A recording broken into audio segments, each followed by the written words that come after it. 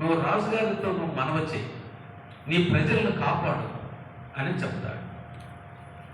ఎస్తేరు చెప్పేది ఏంటంటే వాస్తవం చెప్పింది, ఇంక వేరే మాట ఏం చెప్పలేదు. నాన్నగారు, నేను రాజుగారి దగ్గరికి పోయి 4 రోజులైంది.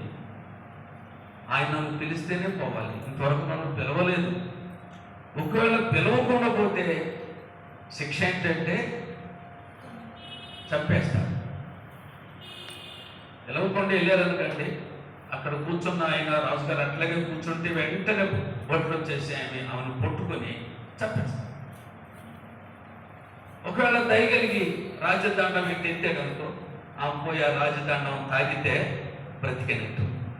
ఇది నాన్నగారు అంటే, అమ్మా నేను రాణిని కదా, రాజకోటలో ఉన్నాను, నాకేం భయం లేదు అనుకుంటున్నామేమో. నీవు కానీ సహాయం చేయకపోతే దేవుడు యూదులను వదిలిపెట్టడు.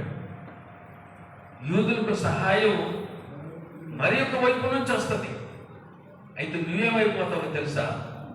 నువ్వు నాశనం అయిపోతావు. అంత కఠినంగా చెప్పేసి, అసలు నువ్వు రాణివైంది దేనికోసమో తెలుసా? దీనికోసమే. నువ్వు రాణివైంది ఈ విధంగా నీ ప్రజలను రక్షించడానికే నువ్వు రాణివయ్యావు. అది కూడా గుర్తుపెట్టుకో.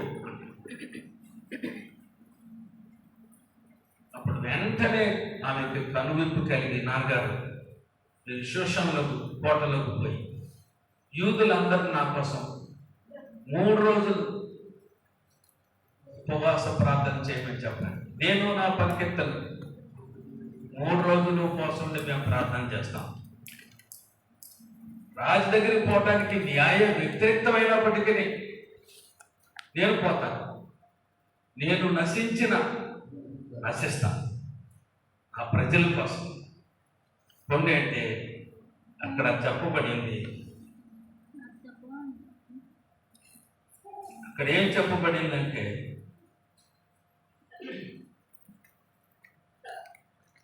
నాలుగో అధ్యాయం 17వ వచనంలో, అటువలనే మొర్దెకై బయలుదేరి ఎస్తేరు తనకు ఆజ్ఞాపించిన అంతటి ప్రకారము జరిగించాను.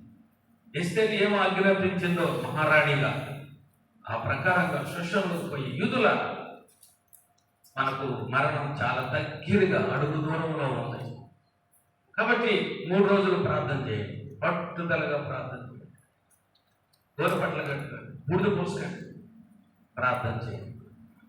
పూర్ణ ఏడ్చి ప్రార్థన చేసి 3 రోజులు. అలాగే రాణి కూడా 3 రోజులు తన చెలికత్తెలు కూడా ప్రార్థన చేశారు. ప్రార్థన అయిపోయింది.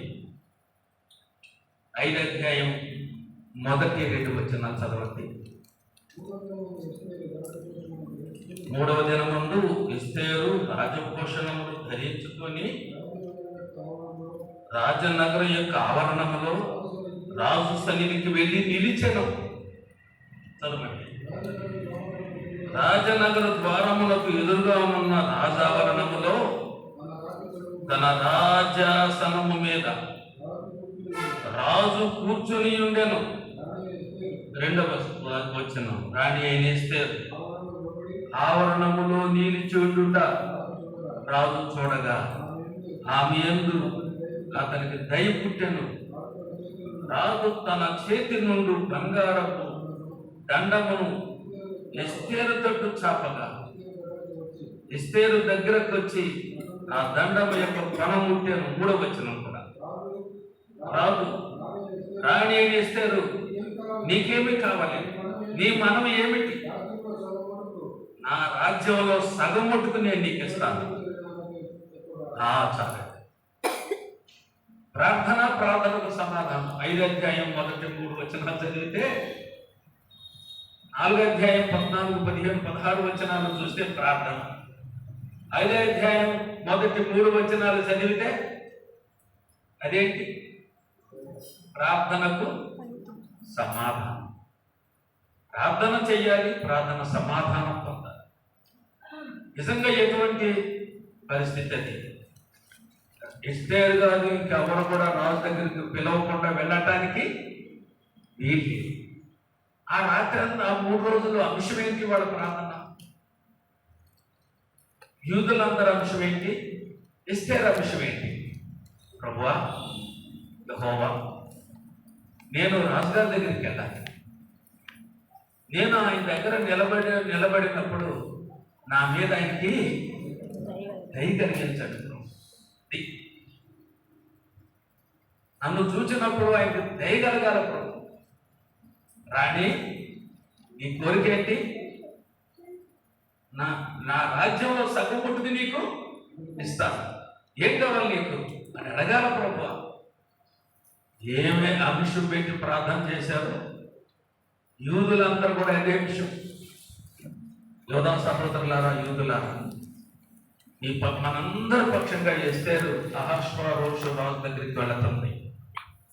అయితే రాజుగారి దగ్గరికి వెళ్ళడానికి రూల్ లేదు. ఒకవేళ ఆయన గారిని సమ్మతించకపోతే రాణి చచ్చిపోతుంది. కాబట్టి ఆమె బ్రతకాలంటే, ఆమెతో పాటు మనం బ్రతకాలంటే ఆమె కోసం ప్రార్థన చేయండి. ఆమె చూసినప్పుడు దయగలిగించు ప్రభు రాజుగారు కానీ. అది ఆమె విషయం. వాళ్ళు ఏమైతే ప్రార్థన చేశారో ప్రార్థనకు సమాధానం ఆశ్చర్యకరంగా వెంటనే 3 రోజులు అయిపోయిన తర్వాత 4వ రోజు ఉదయాన్నే రాజభూషణాలు రాజవస్త్రాలు ధరించి రాజుగారు ముందు పోయి నిలబడింది.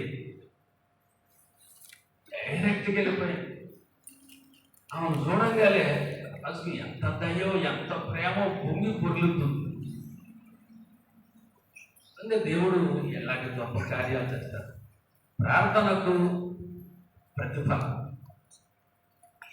దేవుని బిడ్డలాగా మనం కూడా అలాంటి ప్రార్థన. కాబట్టి ప్రార్థన అంటే ప్రాణాన్ని తెగించి చేసే ప్రార్థనలు కూడా ఉంటాయి. సునాయాసంగా చేసే ప్రార్థనలు ఉన్నాయి, ప్రాణానికి తెగించి చేసే ప్రార్థన. ఎస్తేరు చేసిన ప్రార్థన ఏంటి? నా ప్రాణం ఉంటే ఉంది పోతిపోయింది. నా ప్రజల కోసం, నా దేవుని ప్రజల కోసం నా ప్రాణం పెడతాను తెగించి. కొన్నిసార్లు మనం తెగించి కూడా ప్రార్థన చేశాం. ప్రార్థనకు సమాధానం మన ప్రభు ఇస్తారు. దేవుడు చేసిన కార్యం ఏంటంటే ఎస్తేరు మీద ప్రేమను పొర్లుకొచ్చేటట్టు చూశాడు. వరకునే ఆయనకి దయగలగలేదు. పైన ఏ దేవునికి అయితే ప్రార్థన చేశారో ఆ దేవుడు వారి మీద ప్రేమను పొర్లుకొచ్చేటట్టుగా చేశాడు.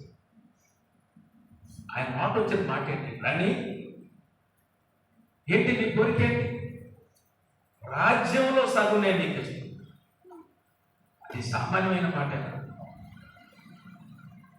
127 సంస్థానాలకు రాజు నేను, దాంట్లో నీకు సగం ఇస్తా. ఏం కావాలి నీకు? చెప్పింది, నాకు ఏమొద్దు రాజా, నేను ఒక విందు చేస్తాను. ఆ విందుకు నీవు హామాను